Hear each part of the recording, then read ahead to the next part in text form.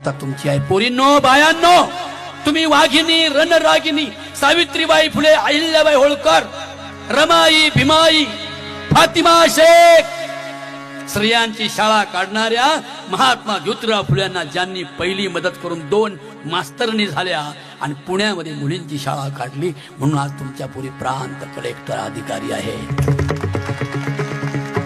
मग कोणत्या मशिदीतून आला होता एखादा अल्लाह, कोणत्या देवळातून एखादा देव आला असता तुमच्या पूर्ण प्रांत करायला, कलेक्टर करायला, तुम्हाला शिक्षणाची परवानगी देण्यासाठी?